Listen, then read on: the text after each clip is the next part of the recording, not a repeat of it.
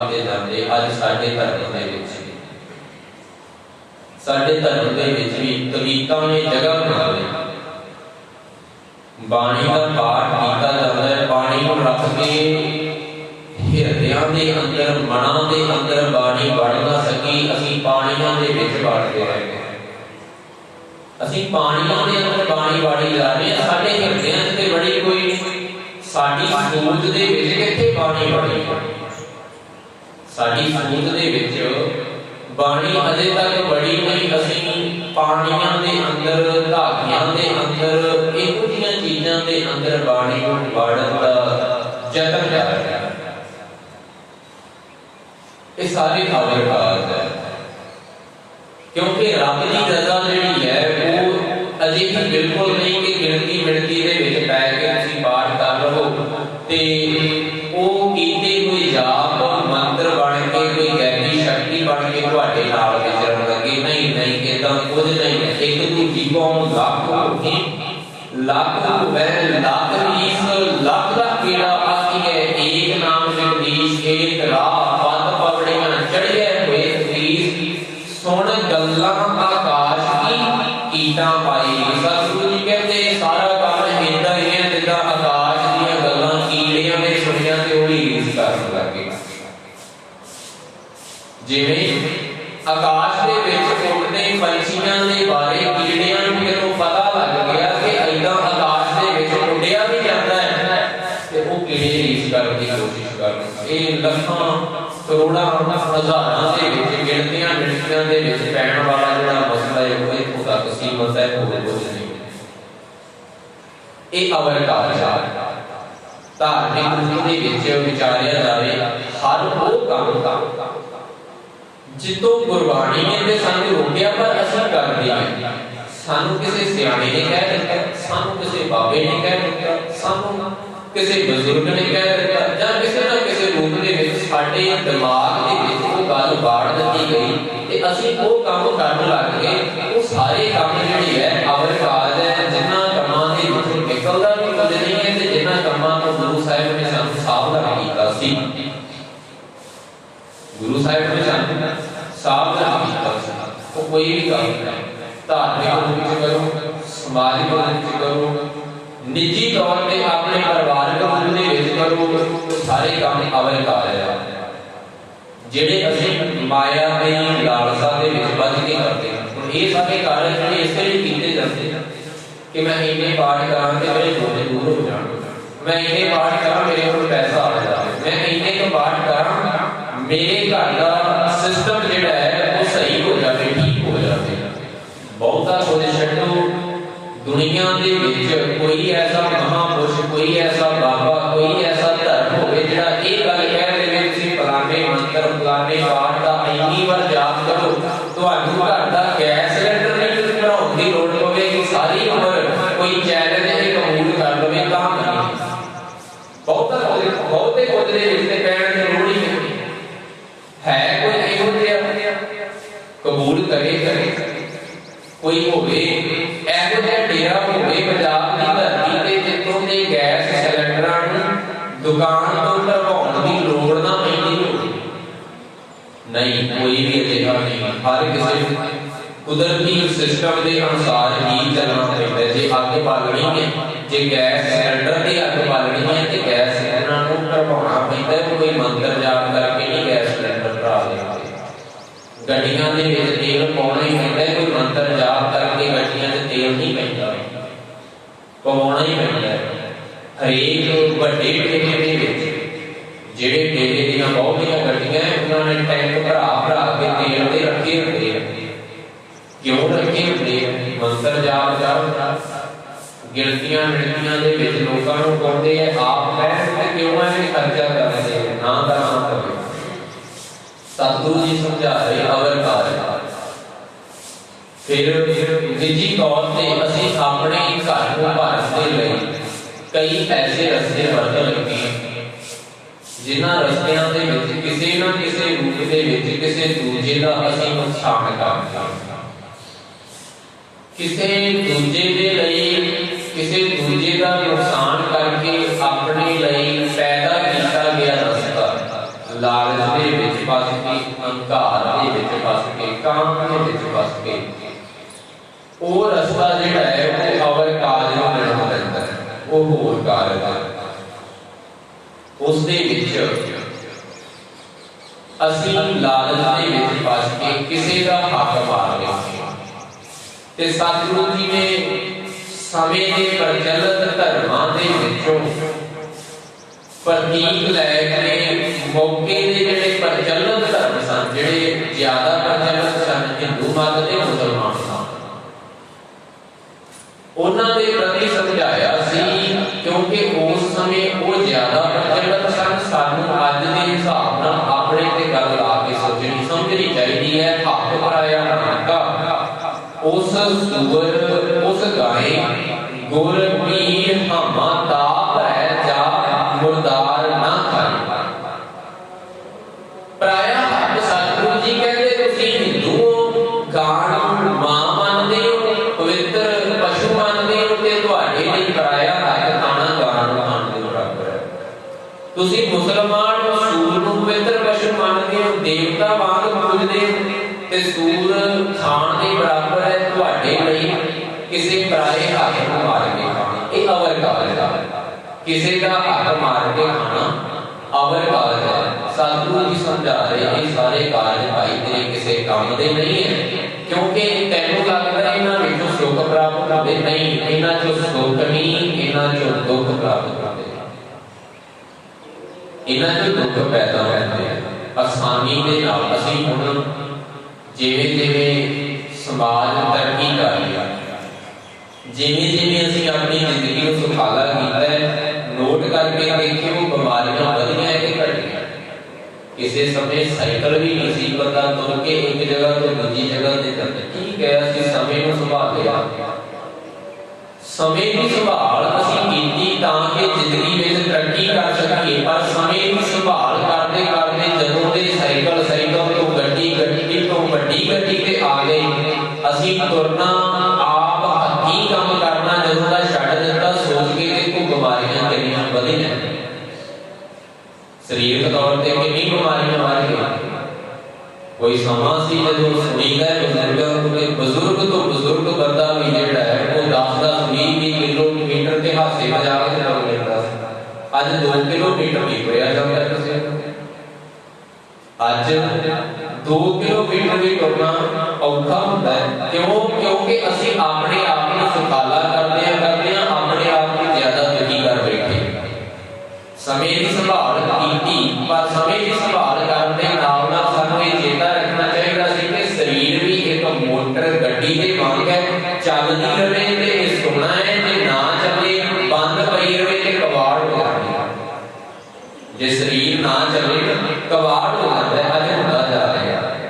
सतगुरु जी समझा रहे अवर कारज है भाई, ये किसी काम का नहीं है। मेरे साथ संगत भाज के नाम गुरु की संगत दे विच जुड़ के केवल परमात्मा का नाम जाप, ओदा भजन करना, ओदा भजन सारे शरीर ने करना, इकल्ली जीव नहीं करना। क्योंकि इकल्ली जीव की गल जिथे होंदी उत्थे सतगुरु जी फिर दूसरे पदे अंदर सानू अरदास गुरु दे विच समझा रहे कि इकल्ली जीव वाला काम ते मैं कदे कीता ही नहीं। जप तप सज्जन धर्म ना कमाया, सेवा साध ना जानिया हर राया। सतगुरु जी उपदेश कर रहे हैं कि सानू परमात्मा दे के इस तरह अरदास करनी चाहिए, इस तरह बेनती करनी चाहिए, हे परमात्मा, हे अकाल पुरख, असीं कदी भी जप नहीं कीता, भाव कदी भी जाप नहीं कीता, पढ़िया नहीं असीं कदी भी ग्रंथ, कदी भी शरीर नूं साधया नहीं, कदी भी समाधियां नहीं लाइयां, योगा आसन प्राणायाम आदि असीं कम्मां दे विच नहीं पए। संजम कदे भी असीं शरीर नूं विकारां वल रोकण दी कोशिश नहीं कीती, धर्म ना कमाया, ना असीं धर्म दी कमाई कीती। सेवा साध न जानिया हर राया, गुरु की सेवा इसनूं ते असीं जाणदे ही नहीं, हे परमात्मा ना जानिया हर राया, गुरु की सेवा की असीं जाणिया ही नहीं, सानूं पता ही नहीं गुरु की सेवा की है। गुरु की सेवा ने असी जानिया ही नहीं। सतगुरु धन साहिब श्री गुरु अर्जन साहिब जी का सरकारी विचरण के दिनों को लै करके आपां सतगुरु जी का जस पिछले 18 दिनों तो गाउंदे करते आ रहे हैं।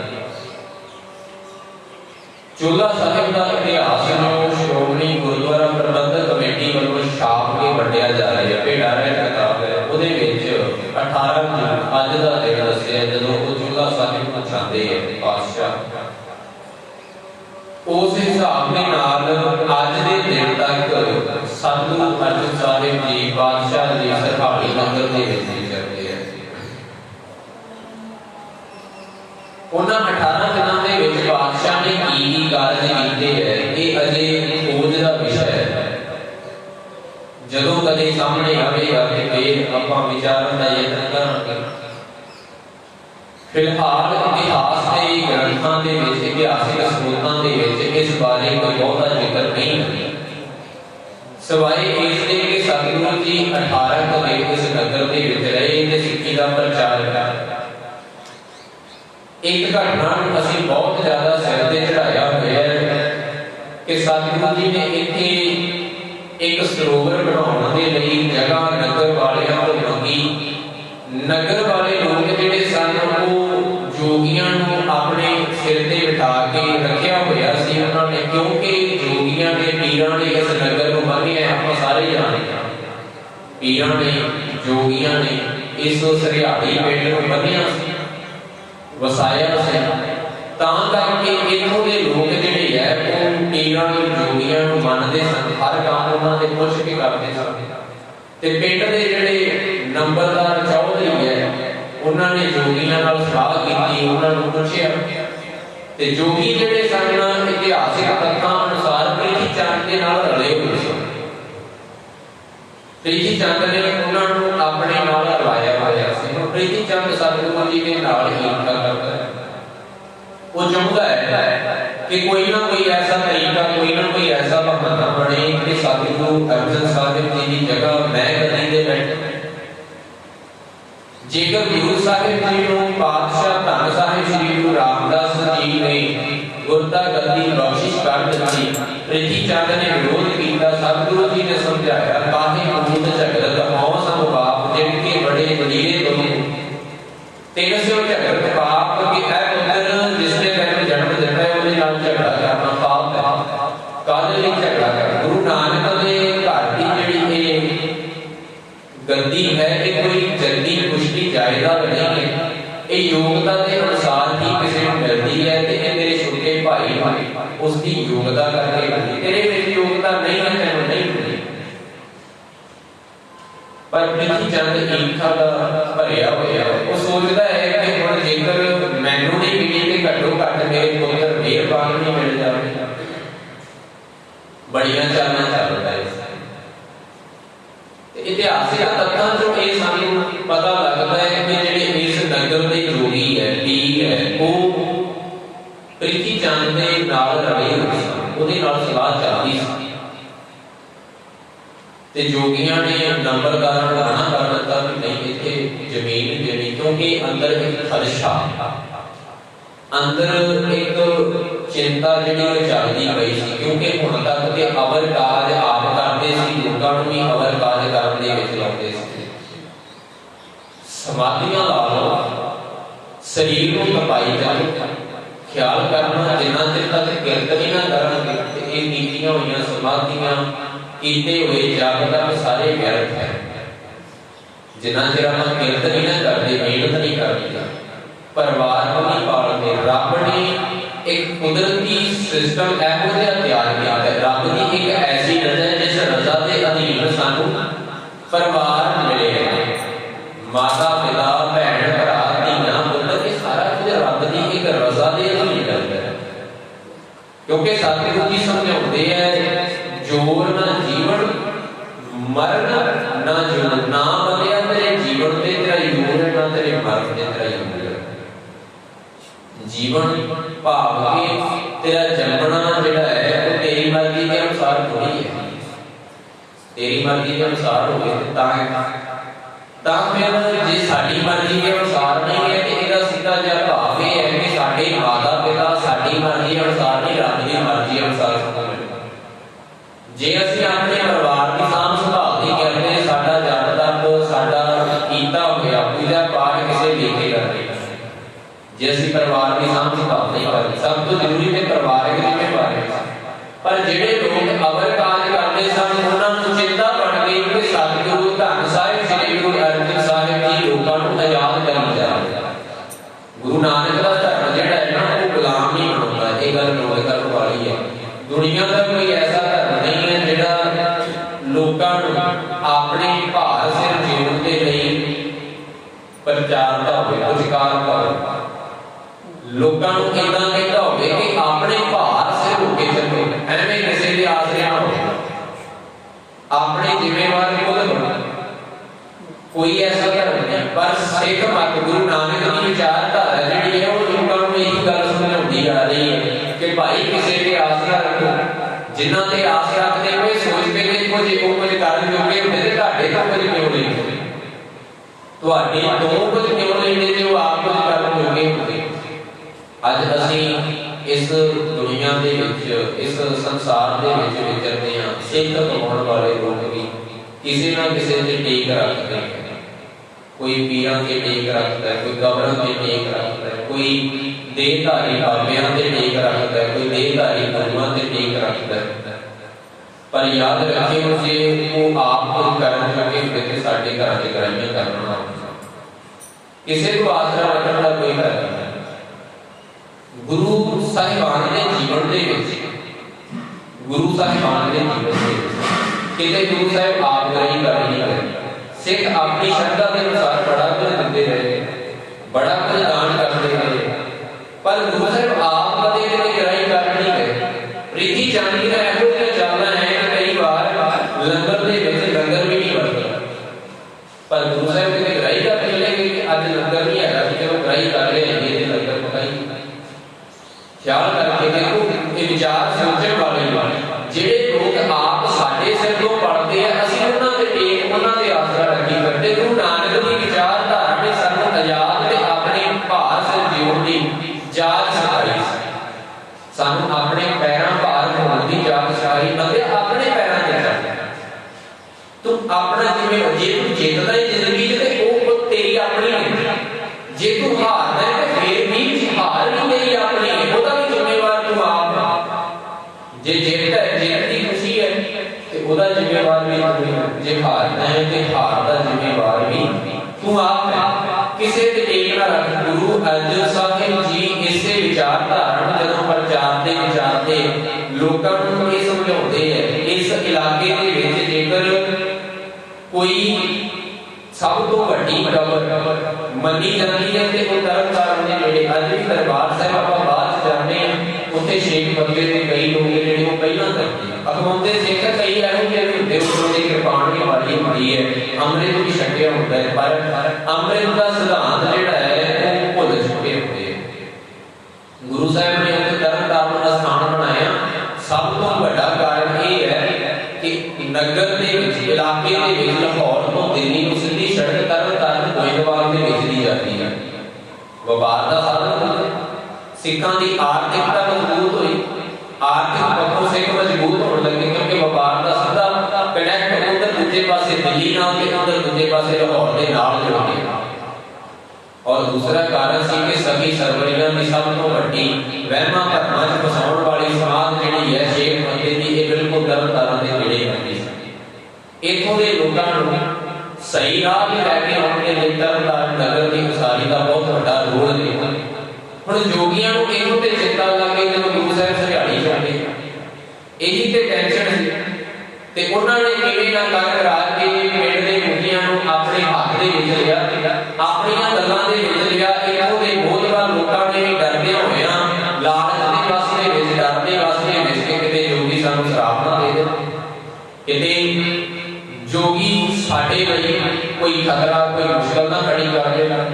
ਤੇ ਸਤਿਗੁਰੂ ਅਰਜਨ ਸਾਹਿਬ ਜੀ ਦੀ ਉਸ ਵਿਚਾਰ, ਉਸ ਹੁਕਮ ਨੂੰ ਪ੍ਰਾਪਤ ਇੱਥੇ ਜ਼ਮੀਨ ਦੇ ਤੋਂ ਜਗ੍ਹਾ ਦੇ ਇਨਕਾਰ ਕਰ हुण इत्थों तक घटना जिहड़ी है वो समझ दे विच आउंदी है, पर इस तो अगे की जिहड़ी घटना प्रचारी जां साडियां मनां दे विच पक्की कीती जांदी वो जिहड़ी समझ तो बाहर। गुरु अर्जन साहिब पातशाह जी तत्ती तवी ते बैठ जाते हैं ते फिर भी की होंदे तेरा लीला मीठा लग गया। कि ऐहो जे पातशाह दे प्रति सोचा जा सकता है कि एडी निक्की जी गल ते सतगुरु अर्जन साहिब जी नूं गुस्सा आया ते उन्हां ने इट तोड़ के बेचारे पासे सुट दित्ती। सोचा जा सकता है ऐहो जे पातशाह दे प्रति सवाल है कि साडे सानूं सोचना चाहिए इस गल बारे। प्रीति चंद विरोध करता है, सारा कुछ प्रीति चंद खोल तक की कोशिश करता है। बालक हरगोबिंद पातशाह जी को जहर देने की कोशिश करता है। सुरही खान को चढ़ा के लिखता है, वो हमला करता है, हमले की तैयारी नहीं करते सकते। इतिहास के तथ्यों के अनुसार हमले का जवाब देने की तैयारी नहीं करते, क्योंकि जेकर रब ने चाहा तो सुरही खान इतने पहुंचता ही पहुंचा भी अजिहा नहीं है कि गुरु अर्जन साहिब जी हमले का जवाब देना जानते नहीं सन। जो सतगुरु जी के ब्याह वाली घटना विचारते हैं, पढ़ते हैं, सुनते हैं। गुरु अर्जन साहिब जी का ब्याह जो होता है ते उत्थे साहू पिंड के लोग जिहड़े वो एक शर्त रख दिंदे हैं, वो भी अपने आले दुआले के घर पुजारियां के जाल के फसे होंगे, बेचारे वहमां भरमां दे गुलाम होंगे। कहते किवें ना किवें गुरु अर्जन साहिब जी नूं एक डोले तो बिना भेजण। वो शर्त रख दिंदे कि साडे नगर दे विच एक चलदी आउंदी पुरानी रीत है, जिहड़ा भी इस नगर दे विच लड़की नूं बच्ची नूं विआहण दे लई आउंदा है, उस नूं नेजे दे नाल घोड़े ते चढ़ के किला मुला पैंदा। इतिहासिक तथ्य दसदे हैं कि चलाकी दे नाल कुछ लोकां ने एक रुख नूं उपरों वढ़ के शांग की, उसनूं पुट्टिया नहीं, उपरों वढ़ के शांग के रातों रात किले की शक्ल दे विच घड़ दित्ता। रुख जिवें दा तेल आपां जानदे रुख नूं पटना होवे ते आले दुआले टोआ पुट्टना पैंदा। टोआ पुट के रस्से पा के खिच खिच के वो रुख पुट्टिया जांदा। पर इतिहासिक तथ्य दसदे हैं गुरु अर्जन साहिब जी ने नेजे दे नाल इन्ने बलशाली योधे सन पातशाह, इन्ने बलशाली योधे सन, नेजे दे नाल वो रुख किले की शक्ल दे विच सी, रुख नूं जड़ तो जड़ दित्ता। भाव के पातशाह दे विच बल बहुत सी, पर इस दे बावजूद भी सुरही खान का जवाब देने दे लई हथियारबंद संघर्ष वाला रस्ता पातशाह ने क्या नहीं अपनाया। कोई गल नहीं, प्रीति चंद की एक निजी ईर्खा है, उसका निजी स्वार्थ है, कोई गल नहीं। जेकर वो आ रहे हैं फिर भी बड़ा है, परमात्मा ते टेक रखी, भरोसा रखिया, समा अपनी चलते चलते। हुण गुरु अर्जन साहिब जी उत्थे साहू पिंड के लोगों ते गुस्सा नहीं करते, इधर प्रीति चंद ते गुस्सा नहीं करते। बालक हरगोबिंद नूं दही दे विच जहर दे के मारन की कोशिश कर, कमरे दे विच सपेरे को सप छड़ा देता। गुरु हरगोबिंद साहिब जी ने बचपन दीयां साखियां पढ़ के देखो किन्ना किन्ना मुश्किलां नूं गुजरना पिया। फिर एक चेचक की बीमारी गुरु हरगोबिंद साहिब ने हमला कर दी, जिसनों आपां कहने माता निकल। तो जदों माता निकलदी आपां सारे जानते कि कितनियां मुश्किलां होंदियां, कितनियां मुश्किलां होंदियां। पर बादशाह ने फिर परमात्मा की टेक रखी कि रब दी रज़ा है, इस रज़ा दे अधीन बालक हरगोबिंद साहिब दी दवा दारू कीती गई, वो बीमारी भी छड़ गई। इन्हां समयां दे विच सतगुरु जी नूं कदे क्रोध नहीं आया। सोच के देखो गुरु प्यारिओ, कि एडी निੱकी गल दे उपर बादशाह क्रोध दे विच आ के, गुस्से दे विच आ के इट तोड़न वाले पासे इहो जिहा फैसला ना लिया होगा। लगदा नहीं है, जेकर सोचिए विचारिए, लगदा नहीं है कि इस रात वार वाली गल जिहड़ी है ये गुरु अर्जन साहिब जी दे नाल सही सच साबित होती है। इदां लगदा है कि ये जोड़िया गया उन्हां लोकां दे वल्लों जिहड़े अपने चेलियां बालकियां नूं इसे गल करके डराउंदे रहंदे है। अपने डरां ते आई हुई संगत नूं वहमां दे विच फसी हुई संगत नूं वहमां च फसे हुए लोकां नूं इसे गल दा डरावा दे के अपने मगर लाउंदे है कि वड्डे महापुरुष बड़े करनी वाले है, श्राप दे देणगे। ये उन्हां लोकां दे वल्लों प्रचारी लिखाई गई गल जापदी है, ये समझण वाली गल है। सतगुरु पातशाह जी 18 दिन इस नगर दे विच रह के सिक्खी का प्रचार करते हैं। जो पिंड के मोहतबार लोगों के कोलों नहीं जमीन दी जाती तो वो चूल्हा साहिब चले जाते। बाबा बिधि चंद जी नाल हुण बाबा बिधि चंद जी जो इत्थे हुंदे आ ते उदों ही नाल जो अगे जाते हैं उदों ही नाल सोचण समझण ते विचारन वाली गल है। ਅਸੀਂ ਜਾਂ ਸਾਡੇ ਵੱਡੇ ਵਡੇਰੇ ਗੁਰੂ ਅਰਜਨ ਸਾਹਿਬ ਜੀ ਨੂੰ ਇਸ ਨਗਰ ਦੇ ਵਿੱਚ ਉਹਨਾਂ ਦੀ ਸੇਵਾ ਨਹੀਂ ਕਰ ਪਾਏ, ਉਹਨਾਂ ਦੀ ਮਾੜੀ ਕਿਸਮਤ। ਪਰ ਆਪਾਂ ਕੋਸ਼ਿਸ਼ ਕਰੀਏ ਕਿ ਪਾਤਸ਼ਾਹ ਦੀ ਵਿਚਾਰਧਾਰਾ ਨੂੰ ਸਾਂਭਣਾ, ਉਹਨਾਂ ਦਾ ਜੇ ਅਸੀਂ ਨਹੀਂ ਸਾਂਭ ਸਕੇ, ਅੱਜ ਉਹਨਾਂ ਦਾ ਹੁਕਮ ਸਾਂਭ ਕੇ, ਅੱਜ ਉਹਨਾਂ ਦਾ ਹੁਕਮ ਮੰਨ ਕੇ ਪਾਤਸ਼ਾਹ ਦੀ ਵਿਚਾਰਧਾਰਾ ਨੂੰ ਮੰਨ ਲਈਏ, ਵਹਿਮਾਂ ਭਰਮਾਂ ਪਖੰਡਾਂ ਤੋਂ ਆਜ਼ਾਦ ਹੋਣ ਦੀ ਕੋਸ਼ਿਸ਼ ਕਰੀਏ। ਸਤਿਗੁਰੂ ਜੀ ਸਮਝਾ ਰਹੇ, ਪਰਮਾਤਮਾ ਦੇ ਚਰਨਾਂ ਵਿੱਚ ਅਰਦਾਸ ਕਰਿਆ ਕਰੀਏ, ਪਾਤਸ਼ਾਹ ਜੀ ਸੇਵਾ ਸਾਧ ਨਾ ਜਾਣਿਆ ਹਰ ਰਾਇਆ, ਗੁਰੂ ਦੀ ਸੇਵਾ ਕਿਵੇਂ ਕਰਨੀ ਸੀ ਅਸੀਂ ਜਾਣ ਨਹੀਂ ਸਕੇ। ਸਾਨੂੰ ਸਮਝ ਹੀ ਨਹੀਂ ਆਈ ਕਿ ਗੁਰੂ ਦੀ ਸੇਵਾ ਕਿਵੇਂ ਕਰਨੀ ਹੈ। हे परमात्मा, हे हर, हे राया, किवें गुरु की सेवा करनी है ਅਸੀਂ ਜਾਣ ਨਹੀਂ ਸਕੇ, ਸਮਝ ਵੀ ਨਾ ਸਕੇ। ਗੁਰੂ ਦੇ ਚਰਨਾਂ 'ਚ ਆਉਂਦੇ ਹਾਂ, ਅਰਦਾਸ ਕਰਿਆ ਕਰੀਏ। ਕਹਿ ਨਾਨਕ ਹਮ ਨੀਚ ਕਰਮਾ, ਸ਼ਰਨ ਪਰੇ ਕੀ ਰਾਖੋ ਸ਼ਰਮਾ।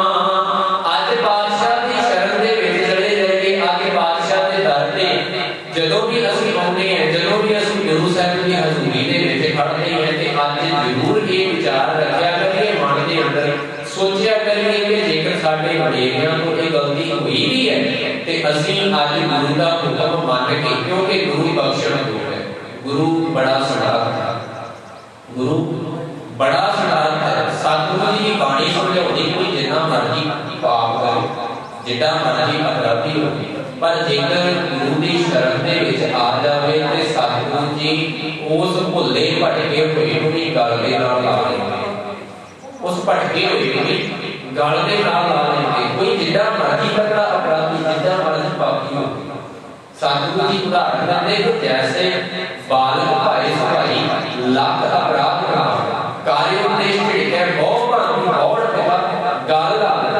ਪਿਛਲੇ ਅਵਰ ਬਖਸ਼ ਲਏ ਪ੍ਰਭ, ਆਗੇ ਮਾਰਗ ਪਾਵੈ।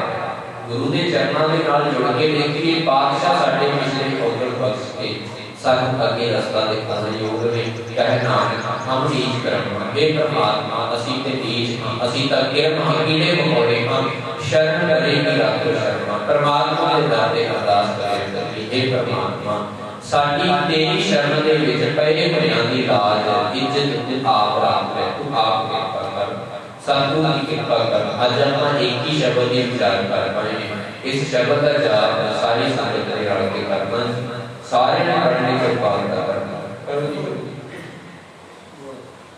ਆਸਾ ਮਹਲਾ ਪੰਜਵਾਂ, ਆਸਾ ਮਹਲਾ ਪੰਜਵਾਂ। ਦੋ ਪਦੇ ਭਈ ਪ੍ਰਾਪਤ ਮਾਨੁਖ ਦੇ ਹੁਰੀਆ, ਗੋਬਿੰਦ ਮਿਲਨ ਕੀ ਇਹ ਤੇਰੀ ਬਰੀਆ, ਅਵਲ ਕਾਲ ਤੇ ਕਿਸੇ ਨ ਕਾਮ, ਮਿਲ ਸਾਧ ਸੰਗਤ ਪਜ ਕੇਵਲ ਨਾਮ, ਨਾਮ ਕਰ ਭਜਨ ਤਜਕੇ, ਜਨਮ ਬਿਰਥਾ ਜਾਤ ਰੰਗ ਮਾਇਆ ਕਹਿ ਰਹਾਓ, ਜਬ ਤਕ ਸਜਨ ਤਕ ਨਾ ਕਮਾਇਆ, ਸੇਵਾ ਸਾਧਨਾ ਜਾਣਿਆ ਹਰ ਰਾਇਆ, शरण परे की राखो शर्मा।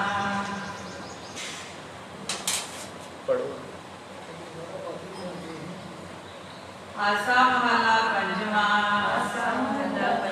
दो पदे पई प्राप्त मानुख दे हुरिया, अवर काज तेरे किते ना काम, साध संग पद केवल नाम, शरण जाम लाग भवजल धन के, जन्म मिथ्या जात रंग माया के, रहाओ जप तप संयम धर्म ना कमाया, सेवा साधना जानिया हर राया, कहो नानक हम नीच कर्मा, शरण परे की राखो शर्मा, कहो नानक हम नीच कर्मा, कहे नानक की राखो शर्मा। कहे नानक बाबा जी, कहे नानक, कहे नानक। गोविंद मिलन की तेरी बरिया,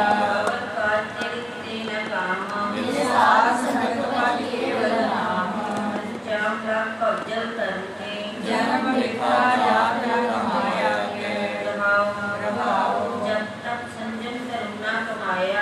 सेवा साधना जानिया हर राया कहे नानक हम नीच कर्मा शरण परे की राखो शर्मा कहे नानक हम नीच कर्मा शरण परे की राखो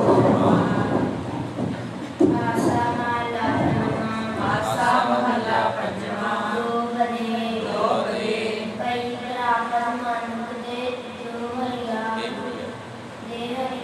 गोविंद मेल किए भैया मेरे साथ संगत पद केवल नाम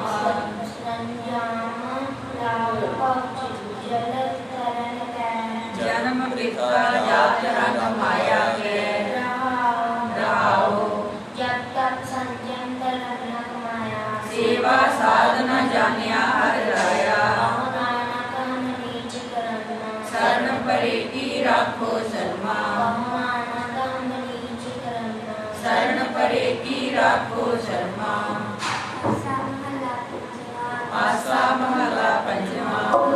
आसा महला पंचमा दो पदे गोविंद मेल किए तेरी बरिया मेरे साथ संगत पाठ केवल नाम जन्म मृत्यु जात रंग माया के रहाओ सेवा साधना जानिया हर राया शरण परे की राखो शर्मा शरण परे की राखो शर्मा आसा महला पंचमा दो पदे गोविंद मेल किए तेरे भैया मेरे साथ संगत पद केवल नाम जन्म मृत्यु जात रंग माया के रहाओ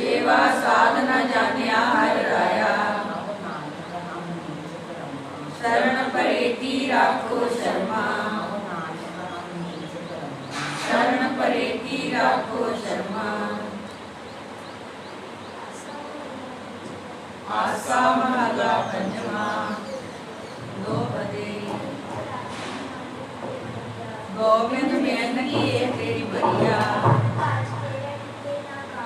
मेरे साथ संगत पद केवल नाम जन्म मृत्यु जात रंग माया के रहाओ सेवा साधना जानिया हर राया शरण परे की राखो शर्मा शरण परे की राखो शर्मा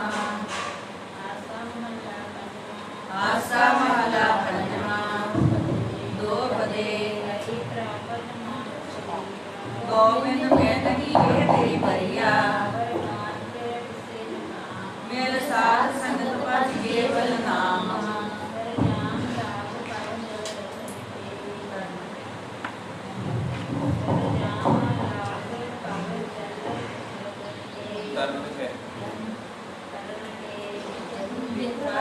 रंग माया के रहाओ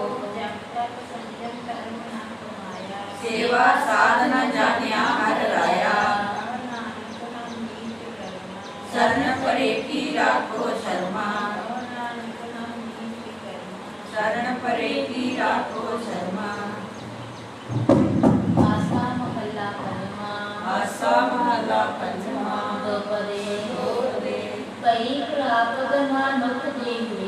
गोविंद मेल किए तेरी बरिया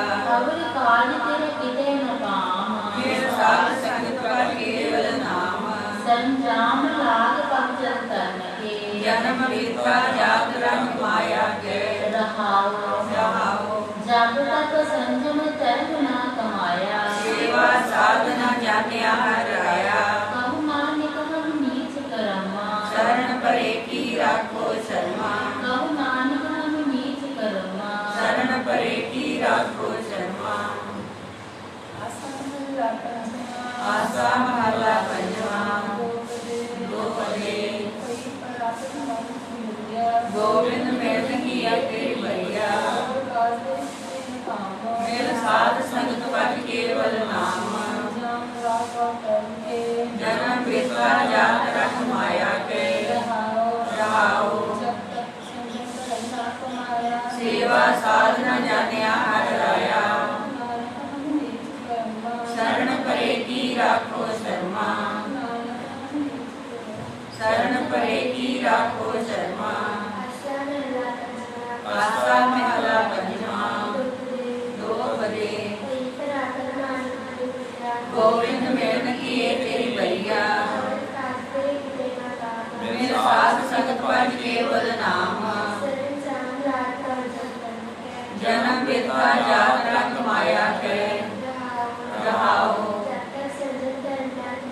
सेवा साधना जानिया हर राया शरण परे की राखो शर्मा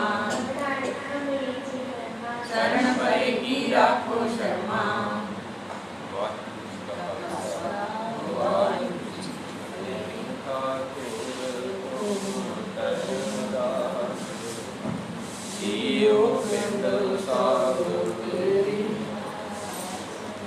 मात पिता